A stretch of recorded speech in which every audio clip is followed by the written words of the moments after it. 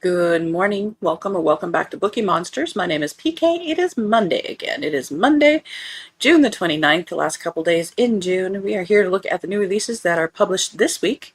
There's a lot of them, at least in the Cozy Mysteries. I didn't pay attention to, I did set up the other ones, but I guess I didn't even look at them. But there are over 50 this week in Cozy Mysteries. So we will have a show on Friday. A lot of people are having it off, including myself, which just means that we can spend time looking at them. So there will be a morning show on Friday. There will be sprints on Saturday. Amy says, good morning, PK and everyone else. Good morning. How you doing? Hope you had a good weekend. Rest of your weekend. I have a keel here. I kissed him.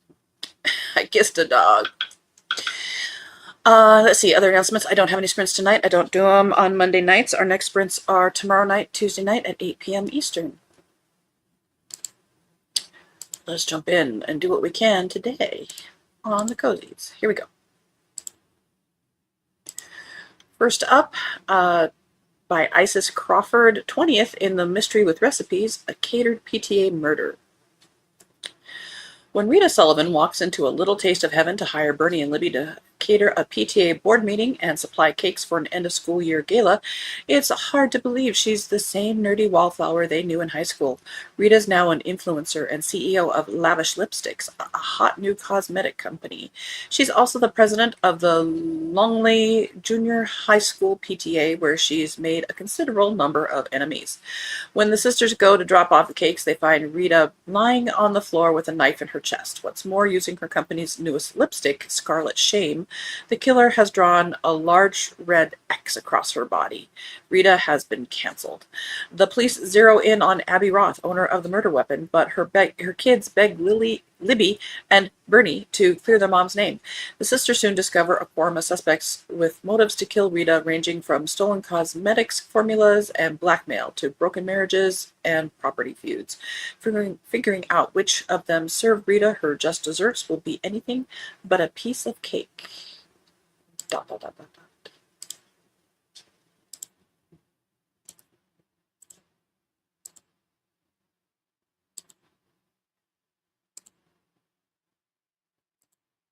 4 Choices by Adrian Andover, second in the Mixology Lounge Mystery Series.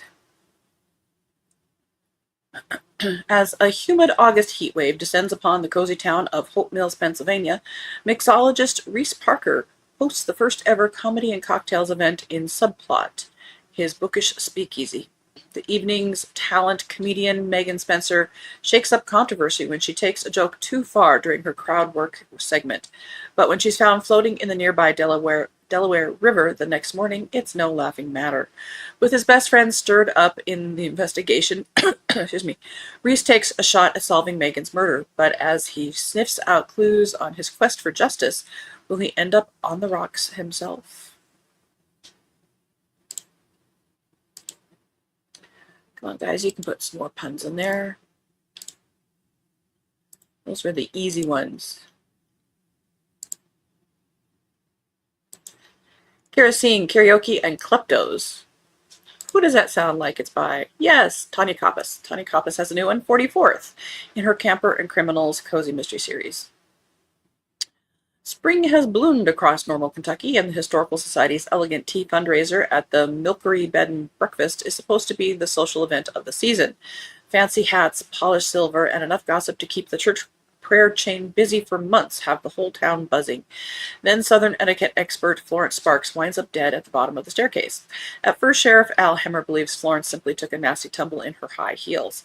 But when toxicology reveals poison, suspicion quickly lands on Tex Randall, the campground's shirtless chiropractor, Reiki healer, and favorite local flirt, after one of his signature roller bottles from Cascades Mobile Spa is connected to the murder.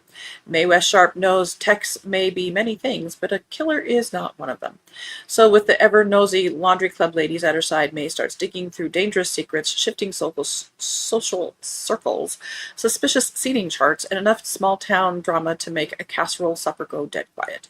The deeper Mae digs, the clearer it becomes that Florence knew far too much about Normal's most influential residents. Someone was willing to poison her to keep those secrets buried beneath sweet tea smiles and southern manners. Because in normal Kentucky, good etiquette might get you invited to the tea party, but it will not keep murder off the guest list.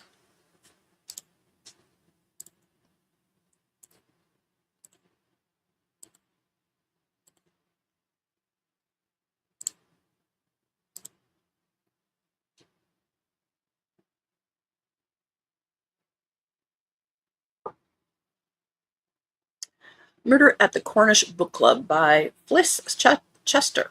Fliss. Second, in the Maddie Penrose mysteries. Maddie Penrose is settling into Cornish life with her fun and feisty grandmother Nor. She throws herself into getting to know the locals, helping out at the village book club and enjoying the occasional G&T in the pub with handsome police officer D.I. Tom Trevelyan. But one sunny morning, her newfound peace is shattered when she spots Quentin, a member of the book club, dead with a knife in his back. Knives seem to be today's choice. To Maddie's surprise, it transpires that almost all of the other members of the book club have a motive to murder Quentin. Quentin's own wife, a fellow reader, seems to be hiding something. The local romance author isn't all sweetness and light, and another writer is keeping secrets. But is one of the book lovers in the sleepy seaside village really responsible for Quentin's untimely death? No sooner has the ink dried on the page of the first killing, another takes place, and the second victim is also a member of the book club. That's why I don't do book clubs. Maddie frantically scrambles to get her clues down in black and white. She unearths a discovery connected to Nor. Is her gran the next victim on the list? Can Maddie rescue Nor before her story ends in murder too, or will the killer have the last word? End of that road.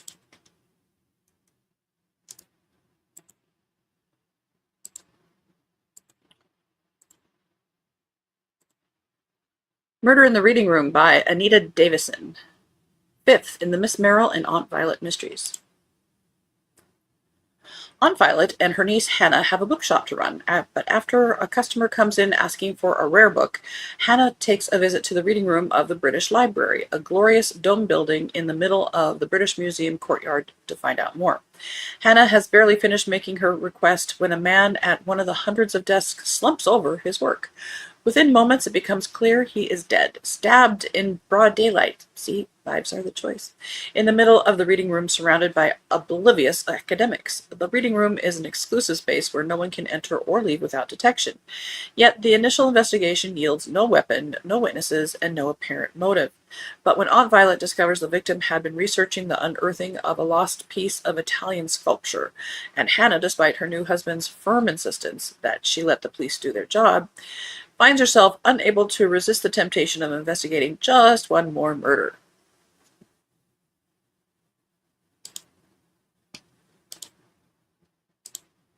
They're like potato chips.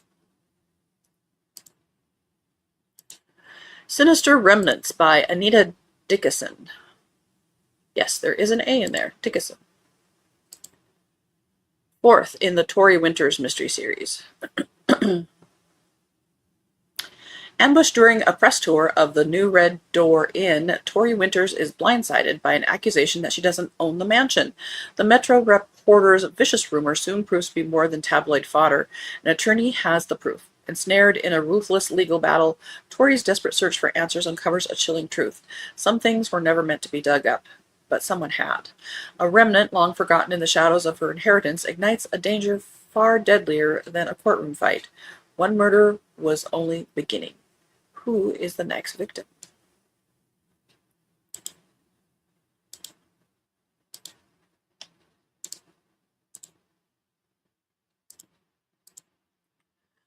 Murder at the Boston Regatta by Andrea Kress.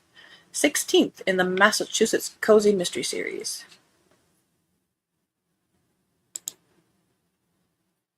Came out today. Nearly everyone in the city came for the annual festival regatta. By the day's end, Professor Shepard, a longtime conservative economist at Boston University, is found floating face down in the Charles River. Lieutenant Brendan Halloran, present at the regatta with his wife Amanda, takes charge of the investigation. The well-known educator had enemies in every corner of the city, from ivy-covered classrooms to the genteel parlors of Beacon Hill. Academic rivalries, personal grudges, buried secrets that someone was willing To kill, to keep. Short and sweet. We like those.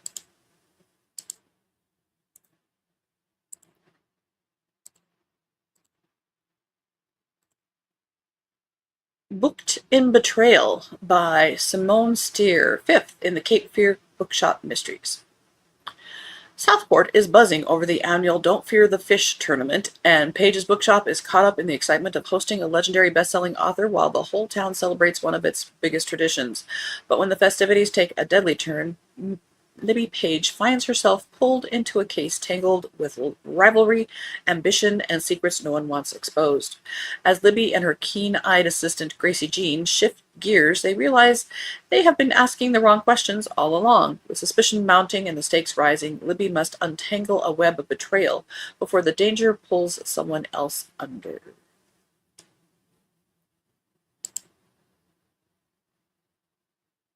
End of that row.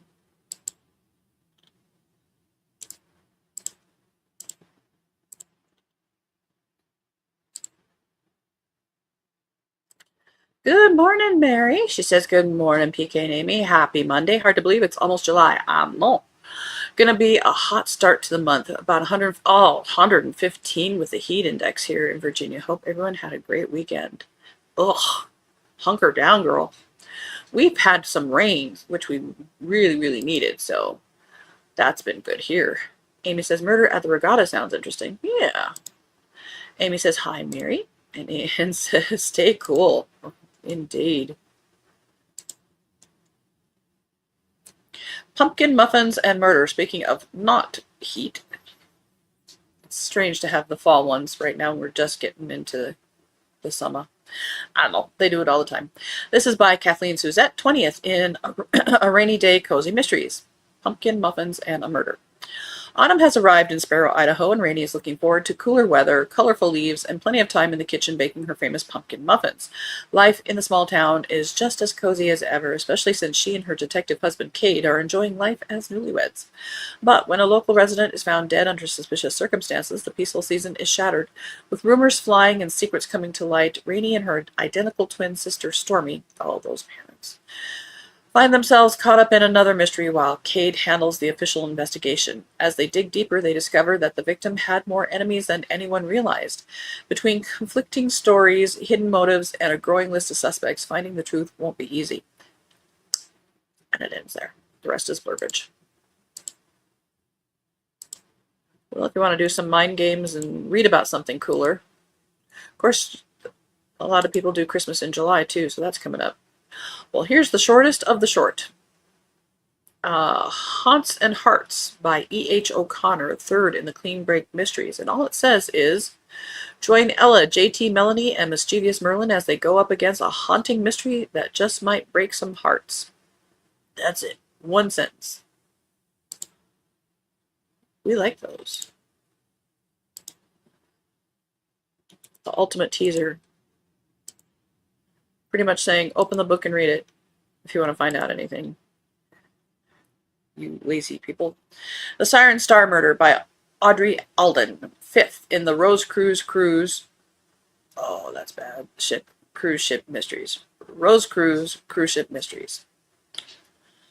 On the Midnight Tide's luxury Mediterranean voyage, the rules are simple. Pour the champagne, protect the treasure, and keep the VIP smiling. Cruise director Rose Dela Cruz can handle difficult guests. She has survived storms, secrets, and enough shipboard drama to know wealth has a way of dressing panic in designer clothes. But when the showcase turns deadly, the sparkle disappears fast. A priceless heirloom is gone. A grieving family closes ranks. Every polished alibi feels rehearsed. And Rose knows one thing for certain. Someone on the ship is lying beautifully. Now she has to prove it. With Rex, her loyal beagle, at her heels. Beagles will not help you. I promise you that. At her heels, and the next port drawing closer, every elegant smile becomes a warning. Because if Rose can't expose the killer before the ship docks, a murderer may step off the gangway with their secret intact. And the Siren Star won't be the only thing lost at sea.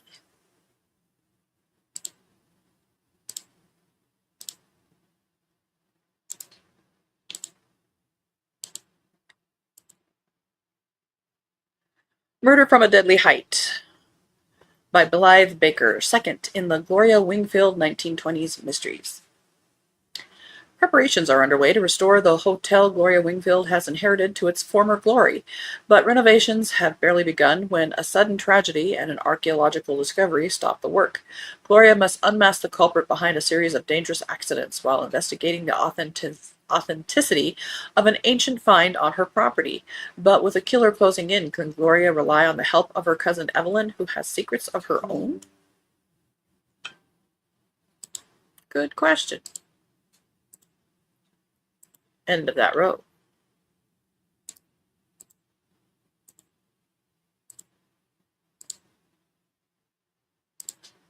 He says, finally finished a book over the weekend. Yay! Have been a sluggard as regards reading, but listened to a great video on reading and seems to have jump-started me again. Thank goodness. Wow, wonderful. Am I going to be able to take Friday off as well as the 4th? Sure hope so. Yes. We are closed this Friday. So I will have a morning show Friday because there's so many cozy mysteries. Same time, everything. And then Saturday on the 4th of July, I will still have sprints starting at 3 p.m. Eastern, going for 5 hours. If you want to come hang out, anybody, take refuge. Good question. A Cyclist's Guide to Poppies and Predicaments by Anne Clare, third in the Cyclist's Guide Mysteries. Sadie Green has broken her streak, her crime streak that is. For months her bicycle tours through France have been blissfully uneventful, marred only by the occasional punctured tire or crushed croissant. Thus, when Sadie takes on a last-minute booking for a bridal party, she expects love, laughter, and champagne toast. Has she never seen bridal parties? But more than pre-wedding jitters come along for the ride. A bossy bride, rowdy party games, and a tag-along stranger threaten to turn Sadie's carefully planned itinerary into a tour de farce. She can shift gears to keep the bride happy, but she can't please everyone. A road rager targets the group, so does a killer. To add to Sadie's horror, the murder victim is found wearing the bride's tiara. While the police dig into the victim's past, Sadie suspects a deadly case of mistaken identity. Fearing the real target may still be on her tour, Sadie once again says "I do" to a murder investigation. As her suspect list spins out of control, Sadie uncovers secrets and motives that could shatter the bridal party. Love, life, and liberty are on the side as Sadie races to unmask a killer before the wedding turns into a wake.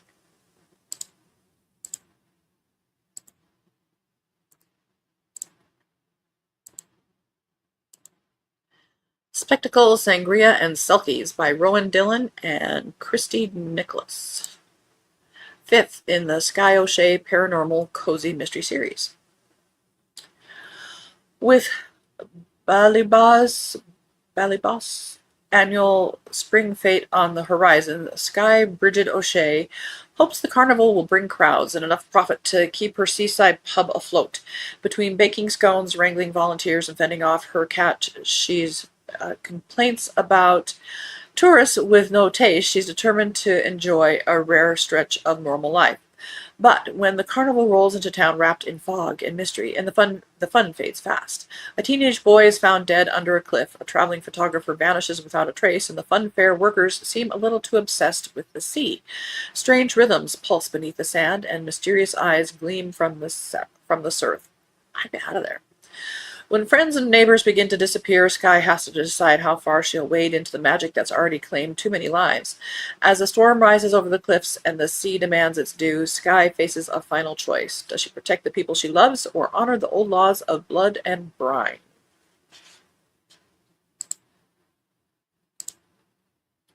Are you doing anything for the 4th, Mary? Visiting family, or do you have any shows? Sweet Spot by Kemper Donovan, third in a Ghostwriter mystery series. Ghostwriters, just like ghosts, shouldn't exist. Knowing that the latest juicy memoir was penned by a stranger for a paycheck tends to ruin the illusion of intimacy, but not every ghostwriter is in it for the money alone. For Belle Currier, as the ghostwriter extraordinaire prefers to be known, Genevieve Carraway's memoir is an irresistible project, a tale of tragedy overcome. I was just sidetracked because weren't those the pseudonyms of the Bronte sisters? At 14, I could be completely wrong. At 14, Genevieve was abducted from her bedroom by a couple and held hostage for 3 months. She's now a happily married mother with a flourishing career, a poster child for thriving after trauma. Still, the scars haven't entirely faded. Genevieve's lavish Utah home, Sweet Spot, is a guarded compound impregnable to outsiders, theoretically at least. But Belle's arrival coincides with the parole of Deidre Gregory, one of Genevieve's kidnappers. When Deidre shows up at Sweet Spot begging to see Genevieve, she is refused, as she should be. The next day, Deidre's dead body is found on the grounds. How did Deidre get in? More importantly, who killed her? Belle soon joins Detective Kay Adams, the pregnant Mormon detective assigned to the case, in sifting through the suspects. Why does her religion matter? The compound is filled with family and friends, and also with secrets, including one the ghostwriter has been carrying for far too long. She knows how guilt, remorse, and love can drive people to do unthinkable things, and that no matter how much you try to keep the world at bay, the best and worst of it may find a way to get in. Oh, and the bell's about to ring.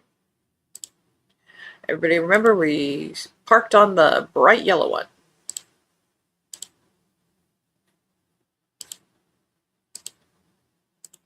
Mary says the 4th is usually a tough holiday for me. Well, really for the... yes. He is extremely afraid of booms from fireworks and shakes and hides all night. Nothing planned except to reassure the girls. Our previous dogs, Mary says it's also going to be over 100 degrees. Yeah, that day. So not spending any time outside if can help it. No kidding. That's crazy. Riker, our shepherd Akita, if you remember, was very, very afraid of thunderstorms and fireworks. And in the 12 years we had him, the thing that worked for him, liquid melatonin, which you can get at grocery stores. It's safe for dogs. It just helps them relax and sleep. You can order from Amazon, and there's probably... They are headphones built for dogs. Lots of different ones out there now. And watching a movie that has like explosions and gunfire and stuff, so that the sounds from outside are kind of blending in with a movie that they know is being played inside. Nice soft music doesn't help mask those sounds, so they still hear that. So those are the things that help me with Riker. Coda reacted the same way because he saw that Riker was getting attention. But those are the things that helped our dog with that. Free. Try things if you want. Amy says, have a good day, everyone. We're back at you, baby. Thanks for being here. All right. Next morning show is Wednesday. We'll look at the crime fiction and thrillers, the darker side, and then we will have a show on Friday morning. It'll be an extra long one because we have a whole bunch to look at, and some of us have the day off. Mary says, I know you have seen Corgi's ears. Can't imagine earphones for them. They build them. They do, but thanks for the suggestions. Not only do they have like the hard earmuffs, which is what I had for Riker, they are built for dogs. They also have the fabric ones too. Thanks so much, and great to see you and Amy. Indeed, good to see you. All right, thank you, everybody. Next prints are tomorrow night, Tuesday night at 8 p.m. Eastern. As the banner says, don't be a bookworm, be a bookie monster. Om nom nom. Have a good day. God bless.